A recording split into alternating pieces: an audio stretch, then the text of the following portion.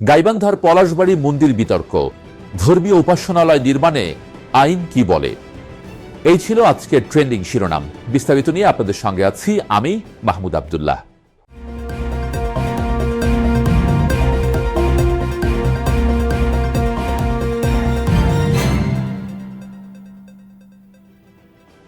বাংলাদেশের সংবিধানে প্রত্যেক নাগরিকের নিজ ধর্ম পালন, প্রচার ও উপাসনালয় স্থাপনের অধিকার স্বীকৃত। তবে এই অধিকার যথেচ্ছাভাবে প্রয়োগ করা যায় না। আইন অনুসারে চাইলেই যে কোনো জায়গায় যে কেউ ধর্মীয় উপাসনালয়, মসজিদ, মন্দির, গির্জা, বিহার ইত্যাদি নির্মাণ করতে পারেন না। স্থানীয় কর্তৃপক্ষের অনুমতি ব্যতীত কোনো স্থাপনা তৈরি করলে তা অবৈধ বলে গণ্য হয়, উচ্ছেদ সহ আইনানুগ ব্যবস্থা নেওয়া হয়। সম্প্রতি গাইবান্ধার পলাশবাড়ী উপজেলায় শ্রী শ্রী রাধা গোবিন্দ ও কালী মন্দিরের বিশাল নির্মাণ প্রকল্প কেন্দ্র করে ব্যাপক বিতর্ক উঠেছে। অন্তর্বর্তী সরকারের সময়ে ২০২৪ সালের আগস্টের পরবর্তী সময়ে এই প্রকল্পটি দ্রুত এগিয়েছে বলে অভিযোগ উঠেছে। স্থানীয়ভাবে ২২ থেকে ৪০ কোটি টাকা ব্যয়ের দাবি করা এই মন্দির কমপ্লেক্সে বড় আকারের শিবমূর্তি, কৃষ্ণমূর্তি এবং রামমূর্তি নির্মাণের কাজ চলছিল। পরে সাম্প্রদায়িক সম্প্রীতি ও প্রতিবাদের মুখে মন্দির কমিটি রামমূর্তি সহ কিছু অংশের নির্মাণ স্থগিত করেছে। প্রকল্পের প্রতিষ্ঠাতা শ্রী হরিদাস চন্দ্র তরণী দাস, হরিদাস বাবুকে নিয়ে নানা প্রশ্ন উঠেছে।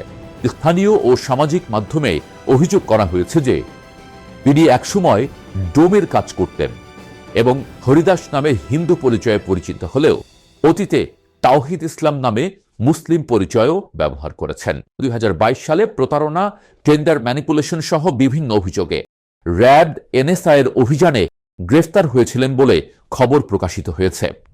বিপুল অর্থায়নে মন্দির নির্মাণের পেছনে তার আয়ের উৎস নিয়ে স্থানীয়দের মধ্যে সন্দেহ ও তদন্তের দাবি উঠেছে। অনেকে প্রশ্ন তুলছেন, যার নিজস্ব ধর্মীয় পরিচয় নিয়ে বিতর্ক রয়েছে, তিনি কিভাবে এত বড় মন্দির প্রকল্প চালাচ্ছেন? আইন অনুসারে ধর্মীয় উপাসনালয় নির্মাণে স্থানীয় সরকার বিভাগের নীতিমালা ২০২১ সালের সংসদীয় কমিটির সুপারিশ অনুসারে স্পষ্ট। স্থানীয় কর্তৃপক্ষ, ইউনিয়ন পরিষদ, পৌরসভা, সিটি কর্পোরেশনের অনুমোদন বাধ্যতামূলক। জমির মালিকানা, নকশা, পরিবেশগত ছাড়পত্র এবং ইমারত নির্মাণ বিধিমালা ১৯৯৬ ও বিএনবিসি অনুসরণ করতে হয়। অতিরিক্ত ঘনত্ব বা প্রতিযোগিতামূলক নির্মাণ নিষিদ্ধ। ব্যক্তিগত উদ্যোগে নির্মাণ করলে আয়ের উৎস যাচাইয়ের বিধান রয়েছে। পরে অনুমতি ছাড়া সরকারি, খাস বা বিতর্কিত জমিতে নির্মাণ সম্পূর্ণ নিষিদ্ধ।